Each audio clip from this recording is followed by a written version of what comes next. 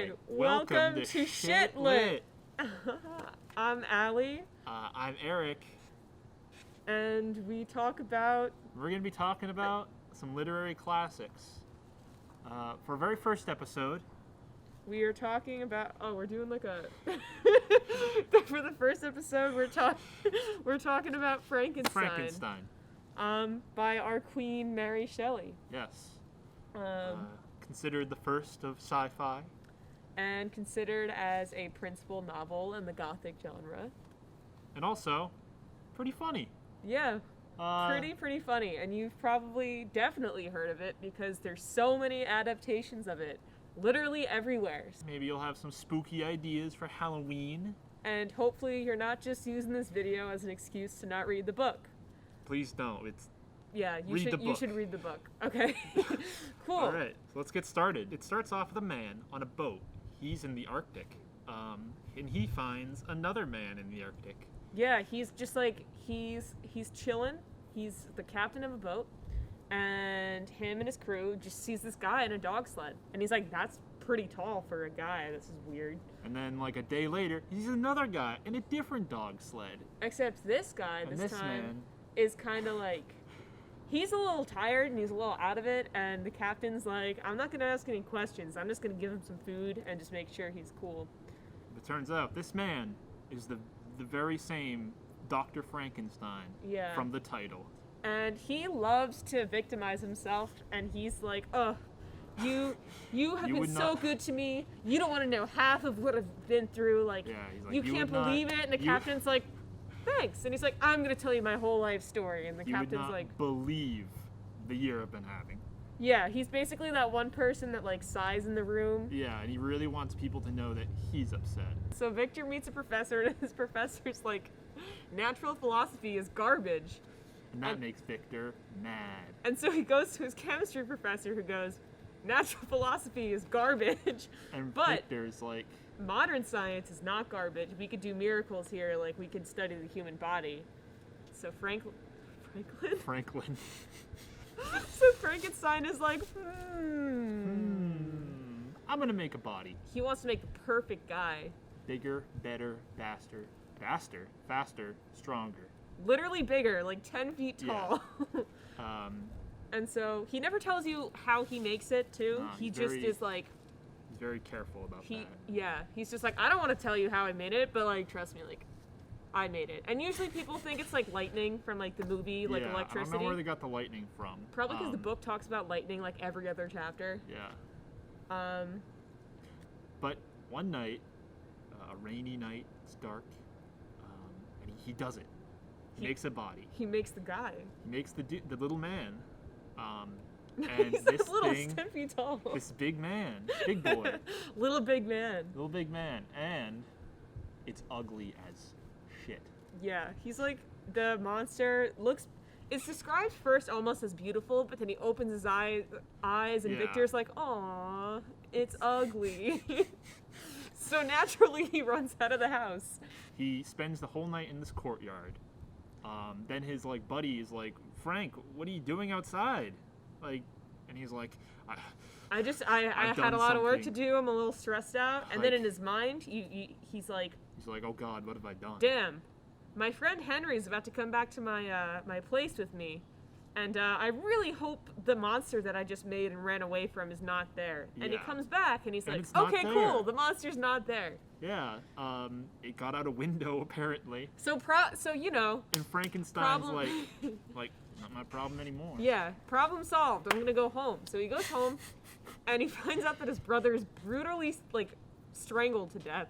His little boy. And he's like, yeah, the brother's like a baby. And I think he's like a toddler. Got this sick feeling like, could that have been me? And he's like, nah. Like, probably not. No, nah, they're that's just playing.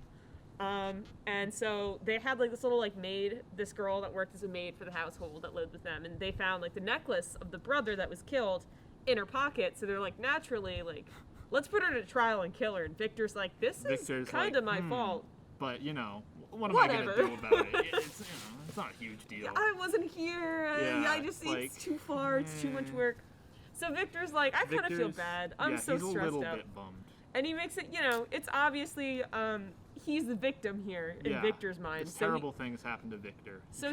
Nothing he could have done could have prevented this. So he decides to go to the mountains to avoid his problems, and there he meets the monster itself. Yes, and the monster's tale is certainly fascinating. Yeah, because at first Victor's like, holy crap, it's the monster. And the monster's like, just listen to me. And he's like, okay, I guess. Okay, so the monster then decides to tell his tale. And he's like, I really like Paradise Lost because I see myself. Because I'm just like Satan. I hate my creator too. So after Victor left after making the monster's basically like a baby. He can't speak, doesn't know where he is, doesn't know what's going on. So he yeets himself out a window, and then he decides to live in the woods and eats a bunch of like berries and nuts and shit, like for a while. He's scrounging off the land. He comes to a town. Town people chase him off immediately. Because he's ugly as hell. Because he's like 10 feet tall and like terrible looking. Reanimated corpse body parts. So of course they would. And he's confused because he's like, where am I? Why do people hate me? I guess I'm the worst. And so, he decides to mope around the woods, and then he finds himself a little cabin that he can't go in because there's people in there, but he spies on it. And it's a little family of a blind guy and his 2 kids. Well, not kids, they're like fully grown. Yeah, but they're his kids, but they're not children. Yeah, and he watches them for a while, and he learns English from them. And then basically the son of the blind guy gets a girlfriend. Girlfriend comes over, they like canoodle and leave the house. Yeah, and then Frankenstein presents himself to this blind man, and he's like, I know a lot about you.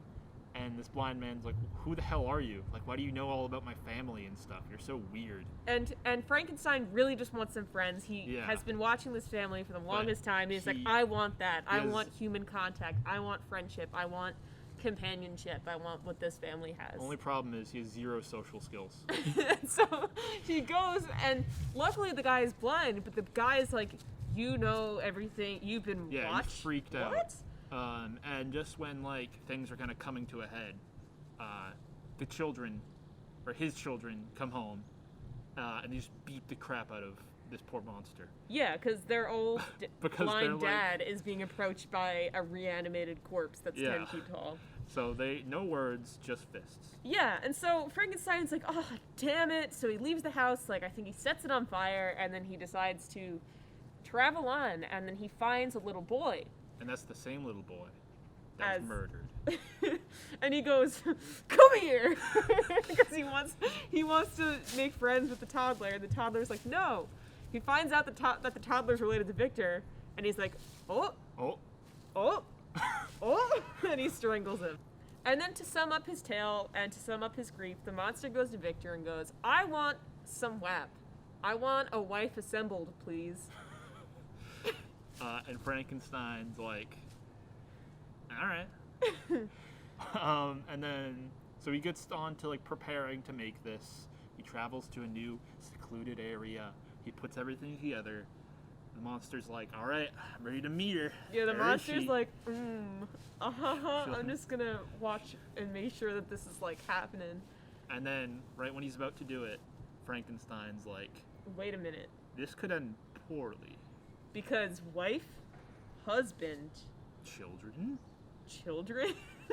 whole race of Franken people, and then he like disassembles the entire wife in a frenzy. Yes. And obviously the monster's not very happy about this. Yeah. So he's like, okay, your wedding day, I'm gonna like make your life horrible. Mm-hmm. So Frankenstein assumes that he's gonna die. So now Victor's on the run. And he's wanting to get married so he can get it over with. And so he marries Elizabeth, and the monster's there and kills his wife, his newly wedded wife. And Victor, Frankenstein, totally caught off guard, could not have imagined this happening. Not at all. It probably pretty obvious. Even though he just basically disassembled the wife of the monsters, the monster disassembles his wife. Yep. And he's very surprised by this. So he goes on the run. And he goes on this like eternal chase of like him and the monster. They're just chasing each other across the country. They go all the way up to the Arctic eventually after chasing each other for so long. And end up on the boat. And And at that point, Frankie's getting kind of tired. He's been running for like a year. And he's gotten very tired of feeling sorry for himself. So naturally, at the end of his tale to the captain, he just dies. Yeah, and he's like, bye. And then the monster comes in, and he's like, oh, he's dead. Nice. Nice. Bye. And he leaps into the water, and he's never seen again. And that's how our dear tale ends. Yeah. So there's a lot you can take away. There's a lot to unpack here. First off, if you make a children, take care of it. Make a children. Make a children. Take care of it? Yeah. Yeah. Any final thoughts? Victor's annoying. I disagree. I love Victor. He's such a lovable goofball. And even making all the wrong choices, he still thinks that he's the Victor. I think the one thing to kind of think about, and a really, really good thing, if you're writing an essay, hypothetically, about this book, things to take away from it is knowledge a curse? Take care of people. Take care of people. Who is really at fault here? Is the monster truly evil? Yes. And then the most important lesson you can get from any story, have fun. And take a second look at your cousin. All No, right. don't do that. That's Don't a do good that. place to call it quits. Yeah. Well, join us next time for the next exciting episode. And we'll see you at your wedding day to make your Shit lives Lit. terrible. Yes. I'll see you at your cousin's wedding with you getting married to the cousin. Bye. Bye.